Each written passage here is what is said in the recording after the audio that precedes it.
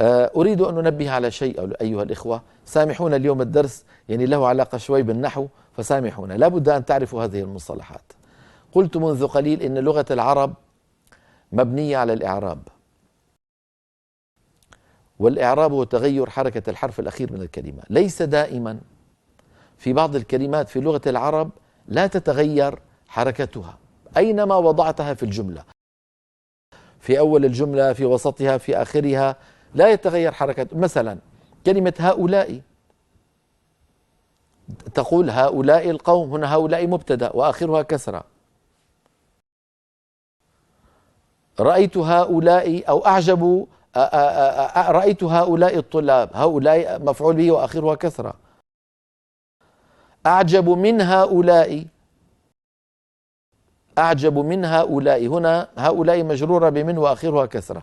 إذا أينما وضعت كلمة هؤلاء آخرها كسرة، هذا يسميه العلماء كلمة مبنية على الكسر. مبنية يعني هكذا بنيت، لما بنيت في كلام العرب آخرها كسرة هكذا. بعض الكلمات مثلا آخرها فتحة، دائما آخرها فتحة.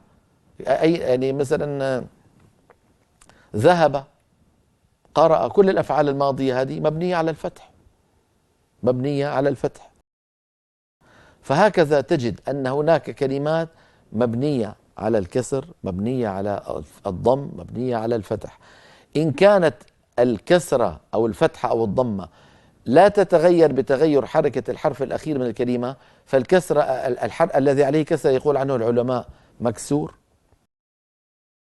اللي عليه فتحة بيقولوا مفتوح، اللي عليه ضمة بيقولوا مضموم. إذا سمعنا كلمة مفتوح، مضموم، مكسور، معناها هذه الحركة حركة بناء، يعني لا تتغير حركة الحرف مهما تغير موقع هذه الكلمة في الجملة. لكن إن كانت تتغير، بدل من أن يقولوا مفتوح بيقولوا منصوب، مفعول به منصوب. بدل من أن يقولوا مضموم بيقولوا مرفوع، فاعل مرفوع، ولا نقول فاعل مضموم. بدل من أن يقولوا مكسور بيقولوا مجرور. بالله، الباء حرف جر، أو نقول مثلا بالبيت، الباء حرف جر، البيت اسم مجرور بالباء، مجرور، ولا نقول مكسور بالباء، مجرور. إذا سمعنا كلمة الضم معناتها هذا إعراب، عفوا إذا قلنا الضم هذا بناء، الرفع هذا إعراب. إذا قلنا الفتح هذا بناء، إذا قلنا النصب هذا إعراب. إذا قلنا الكسر هذا بناء، إذا قلنا الجر هذا إعراب. صار عندي يعني اسمين لشيء واحد. الفتحة قد تكون علامة نصب، قد تكون علامة فتح. الضمة قد تكون علامة رفع، وقد تكون علامة بناء ضم. الكسرة قد تكون علامة إعراب جر، وقد تكون علامة بناء كسر. لذلك الجزري رحمه الله قال وحاذر الوقف بكل الحركة. هذه اللي قلنا مرحلة انتهت ولم تكن في زمن النبوة، انقرضت، إلا إذا رمت فبعض الحركة. بعض الحركة، نحن نعلم لغة العرب فيها 3 حركات، فتحة وضمة وكسرة، قال إلا بفتح أو بنصب. فإذا صار عندي 6 أسامي ل3 أشياء، 6 أسامي: فتح، نصب، ضم، رفع، كسر، جر، 6 أسماء، كل اسمين لحركة من الحركات. فقال إلا بفتح أو بنصب. إذا استثنينا الفتح والنصب من ال6 صور، شو بقي عندي؟ بقي 4.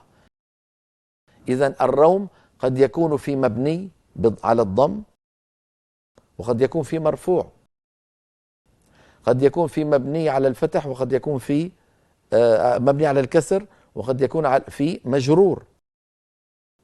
أما المفتوح والمنصوب اللي آخره فتحة، فهذا القراء لم يتلقوه ببعض الفتحة.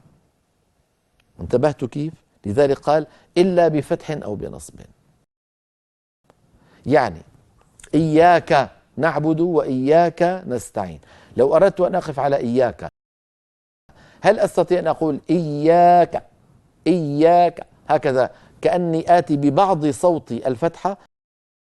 هذا أمر لم يتلقه القراء عند الوقف. عند الوقف ما تلقوه. بكتب اللغة بيتوسعوا في هذا الموضوع، لكن في القرآن شيوخ القراء ما تلقوا ذلك. تلقوا إن كانت الكلمة مفتوحة ووقفت عليها تقف بالسكون، فإن وقفت على إياك تقول إياك هكذا. انتبهنا كيف؟ فقال إلا إذا رمت، فبعض الحركة، ثم استثنى فقال إلا بفتح أو بنصب، يعني إلا الفتحة فلا تقف عليها، سواء كانت علامة بناء اللي هو الفتح أو علامة إعراب اللي هو النصب. ثم تكلم على الإشمام فقال وأشم إشارة بالضم، يعني إشارة هم بالضم يعني بضم الشفتين. وأشم إشارة بالضم هكذا، كأن